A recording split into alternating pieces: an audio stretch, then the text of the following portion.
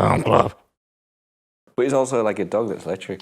Thank you very much for joining us for one more round. Jolteon. And welcome back to another episode of Vaporeon was good. Vaporeon was one like of your hosts, Andy Harrison, to my right, as always, yabbering about EV evolutions. Andy Donaldson. But Vaporeon was good. Vaporeon was pretty good. He could do surf and then he could do wish, which means his health could. You know who could beat Vaporeon? Your mum. Jolteon. Sorry, Claire. Sorry. So, every single week in Film Club, we invite you guys at home along to watch a film with us. This week, we've been watching One Flew Over the Cuckoo's Nest. Look, we can say it this week. You try it. One Flew Over the Cuckoo's Nest. With Jack Nicholson. In fact, I'm going to get stuff up. I'm going to take my phone off.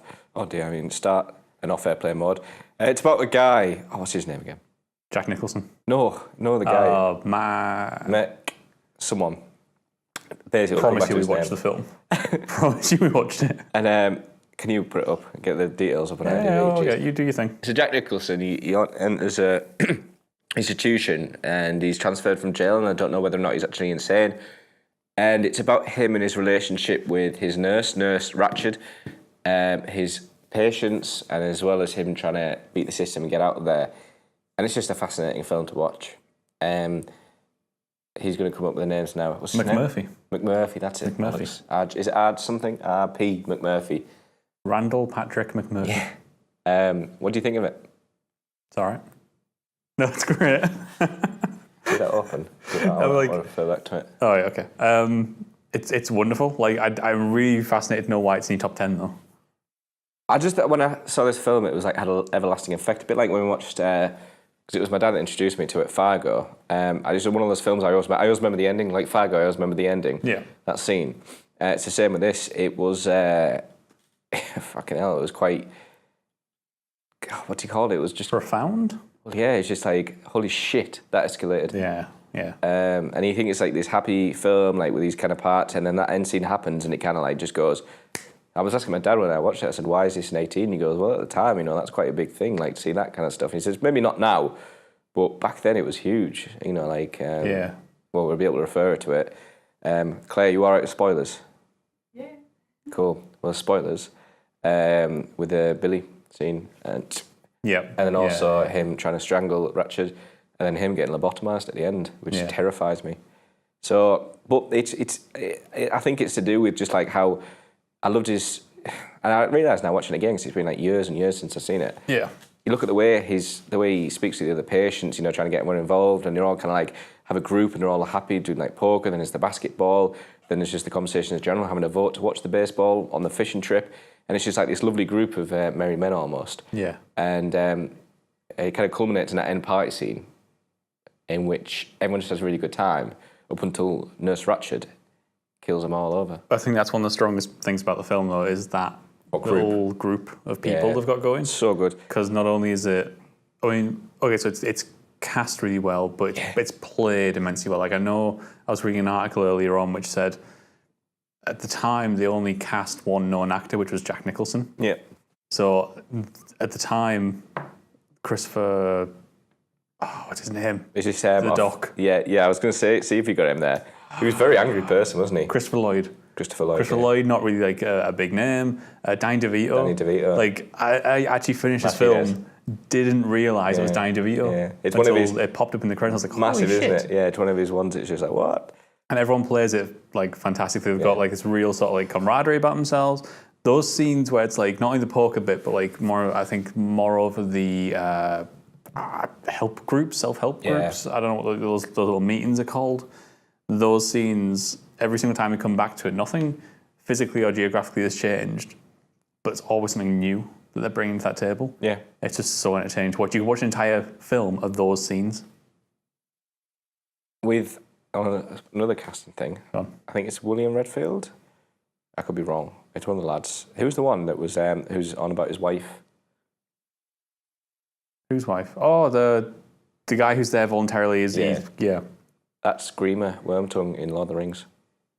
Is it really? I'm pretty sure, yeah, it's him. Oh my god. So I was like, what? I could be wrong, it could be someone else, but yeah, it's Wormtongue. What do you think of Louise Fletcher, Nurse Ratched? What do I think of the performance or the character? Both. The performance. We'll start with the performance, yeah. The performance is great. the character's an interesting character. It's very she's like a key character. Says a lot about thematically what the film's about. She represents a lot in terms of that. She represents like that kind of cog within a system that Jack Nicholson's character is trying to like fight against. But as a performance, she's got this like amazing screen presence where a lot of her performance is kind of like her staring. Yeah, who's she with staring at? a real stern look. And who does she stare at the most? Jack Nicholson. Do you want to know some? Did I pass the test? Do you want to know something cool about this? Go on. So I've read this from somewhere. People will be able to back me up. I can't find the source where I've read this from, but it's multiple things will say it. Apparently, they had a massive hatred of each other, Nicholson and Louise Fletcher on set. Oh, really? They had a massive thing, so it kind of helped build the hatred towards the characters. Whether or not that was like just character acting, or whether or not it was actually real, but they probably despised each other on set or something like that. That's amazing. That's like... And how that's come into the film as well. Like, it's horrible they didn't get along, whatever, but that's awesome. It's at the same time, like that adds to that so much. It was ages ago I read it. Because like that sort of dynamic, right? There's a kind of a cheeky guy coming in, disrupts like the establishment. There's this female who's in power, but like working for like this kind of corrupt system. 9 times out of 10, that becomes like romance. Well, do you remember the doctor saying who's the person that he admires most is the one he hates most? Yeah. Or the one he's closest to, sorry, is the one he hates the most. At that point, I was wondering, like, oh, is this going to turn into something? But no, that just gets shot down the chute so early on. There's a really good scene, actually, towards the end when... Christ, when is it? Can I close this now? Yeah, I've got it up here. When I think it's after his failed attempt when he falls asleep at the party, which I'll come into in a second, and he kind of like gives Nurse Ratched the thumbs up. Yeah. And she kind of smiles at him, thinking, oh, this is all right. But then obviously everything happens after. I always, for a long, long, long time, up until last night, and I still, part of me does, thought Nurse Ratched was one of the biggest antagonists in any film I've ever seen. Like, I despised her by the end of that film, like the character.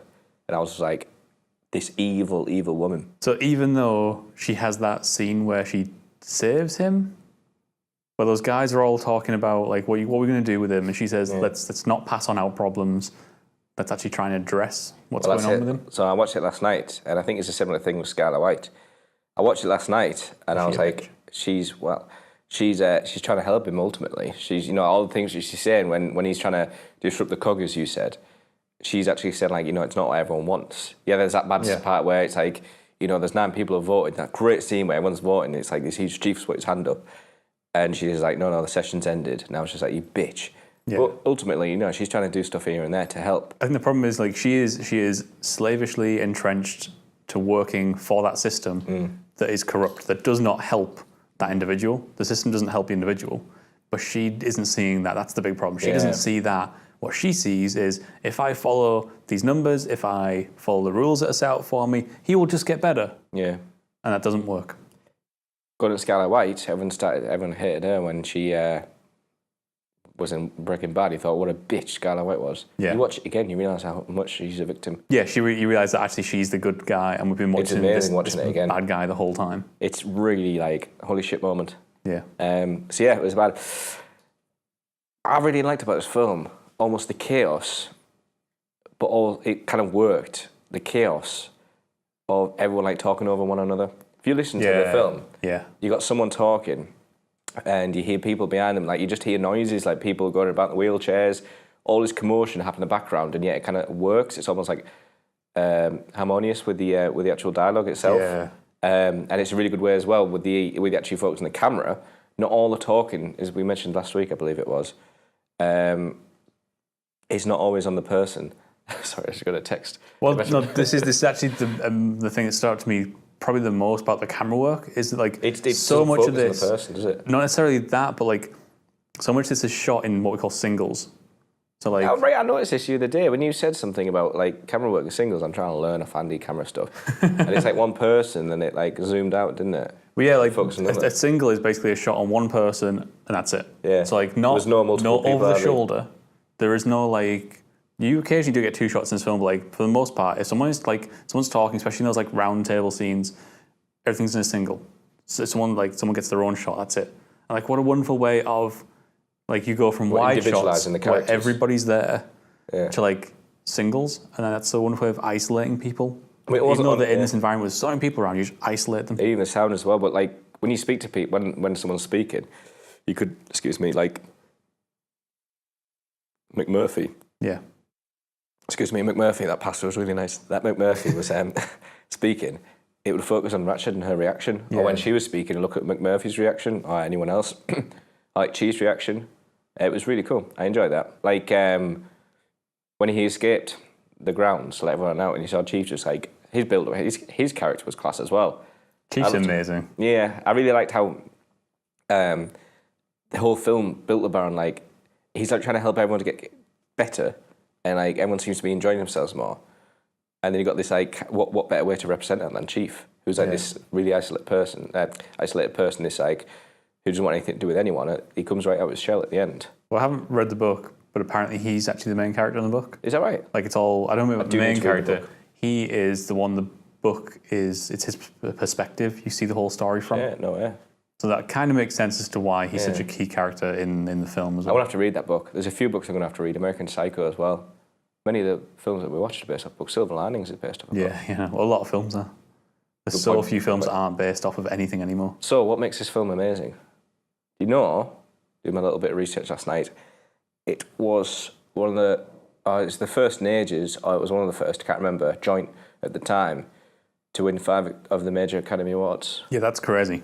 So Best Picture, Best Actor, Best Actress, Cinematography, and I don't know what the others were. It's okay. I assume when you started talking about it, you're about to like rattle off all the awards that they'd won. Oh, that's it. Screenplay was the other one I was thinking. And director, of course, but screenplay. Not done since Silence of the Lambs. There's probably more since then, but yes. What, the old 5? Yeah. So this is 1975, and the Silence of the Lambs was what, 1990 something? 1, 2, 3? Don't know. So, which is another great film. Anthony Hopkins, man. Yeah, I just think that it's a hugely good film. It's sounds great. The camera's great. You touched on that earlier. Great. So sound. Yeah.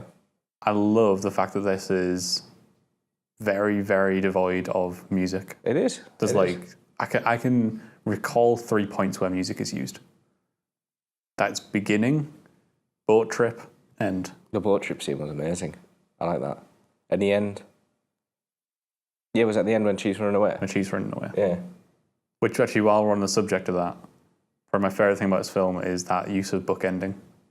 The fact that you actually start with, I'll put the whole thing down here, but you start on this wonderfully gorgeous wide shot of it was like Fargo, wasn't it? Nature.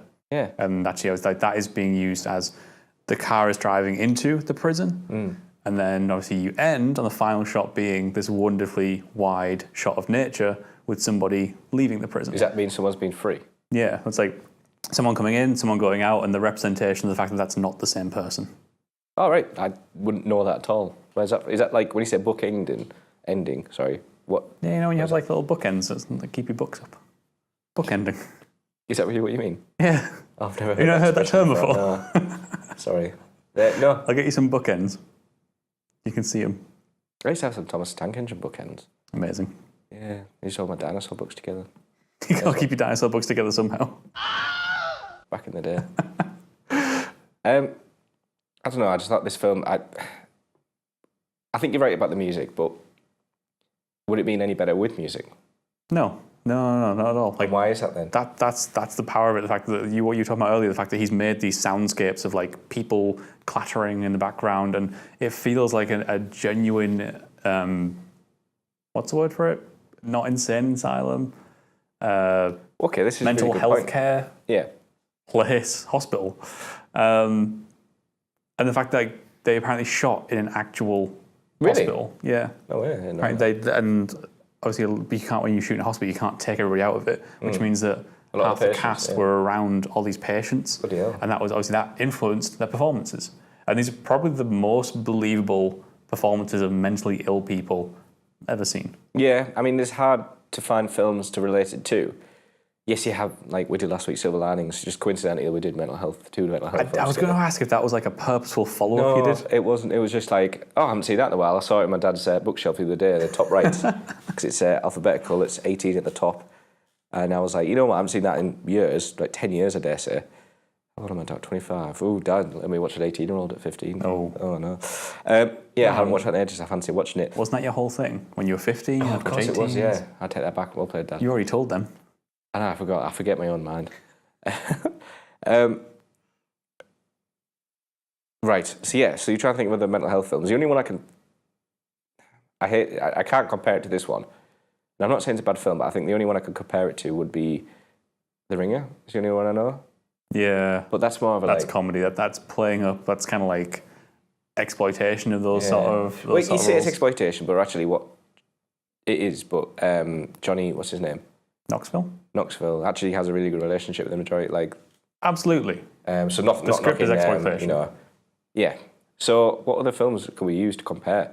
That's what I'm saying. I don't think there is. I don't think there is a film that beats this in terms of performance and representation of that sort of mental illness. Yeah. Because again, it's like we mentioned last week, Silver Linings. It's not like they're defined by these little quirks and characteristics. It's the characters that's it. With things on the side. They've got characters, but they all are suffering from slightly different issues, and they're all trying to deal with these things in the same way. And it's great that like you have a character like Jack Nicholson's character, whatever he's called, who comes in and relatively quickly he's figuring these guys out. He's obviously like in that first couple of scenes you can see that he's looking at them like, you guys are kind of odd, but then by the end he's the one saying, you're not ill. Like you could go out on the street and you are just as crazy as everyone else out there. That was a really good scene. I enjoyed that. That was a really good scene. And it makes you think, like, especially that end scene, how... Well, I think one of the things I really loved about this film is that kind of shocking ending, was the fact that you mentioned this once on another film where it's this, I think it was when you did Rogue One, you mentioned there was a outreach hand ready to hit it, and he was so close to getting away. Him and Chief were so close to getting away. It feels like he's just like, he tries, and you're almost there. Well, you could have done it. You're almost there, and the hand is outstretching, he's got the window open, and he still just doesn't quite get there. Yeah, but that's due to his empathy. That's his character. That's his love for his new friend in the mental institution. In this case, Billy. He's like, you know what, I'll get Billy laid here. Yeah, exactly. And that's amazing to see, because like Jack Nicholson's character wouldn't have done that in the beginning. No. And it's not a plot contrivance that keeps him there. It is his choice. You kept using the other week when that guy was going through there, and you kept like, plot contrivance. You said it about 3 times. You're like, this guy's staring at me through the window, and I have to laugh it off. Hence why I had to explain. But yeah, it's not, is it? No, and it's his choice to go back and suffer that fate, which... Yeah, let's go on about that, yeah. I wanted to approach up a bit. It comes a little early in the film, and when you were a kid and you're asking your dad, like, why is this an 18? I asked it. In the first half of it, no reason to be an 18. Then there's the scene where he gets taken in for shock therapy. That was horrible. It reminded me of Requiem for a Dream. And just like, as an audience member, you feel exactly what Jack Nicholson's feeling as the realisation and the reality of it sets in. Of like... Because he just thinks it's a playground, doesn't he? Then he like gets that and he's like... He comes out with a bit light-hearted, but that's what he says to Chief after, I need to get out of here. And the whole thing is constructed so beautifully as he goes in and he's talking away and people aren't quite like acknowledging him and they're just doing these things, and you kind of get this building sense of something's about to happen. And then that amazing shot where she gets him to bite down that rubber thing, and it just slowly tracks in as he's getting that shock therapy until it's this uncomfortable extreme close up. It proper was. And you're like, oh my God. It just like was. Again, Milos Forman, the director, just holds that shot long enough to make you uncomfortable as well. And it's beautiful. It is absolutely beautiful. It put me off. I didn't like watching that. Yeah. And I don't like the end part as well. So it leads into the end. Yep. And you have this issue where, he's let Billy get that last laid, then they all find Billy with a woman, and then Ratched's like, this is the bitch moment of her. She's like, why would he do that? What about your mother? She doesn't have to tell his mother. Why does she have to tell his mother? Yeah. Anyway, he goes off and he starts going a bit like, no, like this. Then you find out what he's done. I don't want to ruin it too much because Claire's here, but you need to watch it. It's a good film. You can go full spoilers. Claire's never going to watch it. So we have someone behind the camera today, if you hadn't noticed. Yeah. He slits his wrist, doesn't he, or slits his throat with glass. Yeah. And you see that horrible scene, like you hear the woman scream, you see them all looking in the room from the room's perspective, and you're like, what's there? McMurphy comes in, then you see Billy. Then I love how it's how he just looks at Ratched, and it's just like, you fucking whore. And then he tries to choke the fuck out of her. And, he goes quite well, and she's like on the floor for ages, still choking, like, the camera's still focused on her. Then you have that moment where, he comes back in, and it's really cool. Like, it was silhouetted from the office. So you think, oh, no, he's all right, it's just not really responding too much, he's walking. Then you come in and you just see him with the 2 marks there, and he's just like, looking at like that. And she's just like, oh no, I can't let this do it to you. And I was just like, fuck, that's strong. That's such a contrast to the whole way, like you said, the first half of the film was going. Yeah. This happy, jolly kind of moment where people are getting along in the mental institution. And it just kind of like comes to the end where he literally gets lobotomized. Yep. He's the one, like, he was so close to getting out. And him letting Billy have that shag turns to him getting lobotomized. Like, that's fucking scary, man. Yep. It really was. It's in terms of what the film was trying to say, if you take it as I think the metaphor, like the commentary on the social work at that point, what it's trying to do is be like, it's taking what is essentially the most innocent character in that film, Billy, corrupting him, making him give up hope, give Jack Nicholson's character this final sort of frustration, this final outburst of the fact that he doesn't have control in there, and he suffers for that. He does, but I don't think that Billy was too corrupt in that scenario. I don't mean corrupt. I don't mean corrupt by having slept with a girl. Oh, right. I think that's a good thing for him. He wanted that. Exactly. What I mean is the system corrupts him. Yeah. Because he tried to do something, and actually, this is a wonderful little, like, small element of performance, I thought, from the guy who plays Billy. He comes out after that night. I think it's Billy. It's Peter Grammer. It's Billy, isn't it? Yeah, sorry, I was thinking of the guy whose wife in the situation. Yeah, it's Billy. Wormtongue. Billy comes out after having slept with the prostitute. Yeah, Brad Dourif. Yeah, and he's like going. He's like talking to Ratched without stuttering. I noticed that too. Yeah. I noticed that too, and I thought he's all right, and he's just like like this. But as soon as she like has a go at him, then he starts stuttering again. Yep. Yeah, thank you for bringing that up. What a wonderful little subtle performance nod, because like that is clearly him having that confidence boost was good therapy for him. Yeah. But she couldn't recognise that. Yeah. Because it wasn't to her rules. Bitch, absolute bitch. So she throws him under the bus. She's not the victim like Skylar. She's actual bitch. I take that back. She's a fucking bitch. Fucking bitch. Yeah. It's a good film, and it's a really good example if anyone wants to do like listen to sound with a minimum music and just listen to the soundscape kind of environment. This is one of the best I've heard so far, especially like since doing film club and noticing stuff like that more. Yeah, has to easily be one of the best. Absolutely, the film's amazing and absolutely worth a watch. So there's One Flew Over the Cuckoo's Nest. Well played, well pronounced. I took my time with that one. We're not knackered this week, so I can actually pronounce the film's name correctly. So you can let us know in the comments below, or you can hit us up on Twitter what you thought about One Flew Over the Cuckoo's Nest. Next week, we'll be back once again. We'll be watching...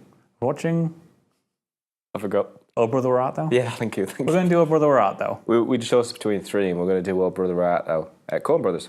Yeah, we touched on the Coen Brothers episodes and episodes and episodes again. And episode 3. Yeah. God, episode 3.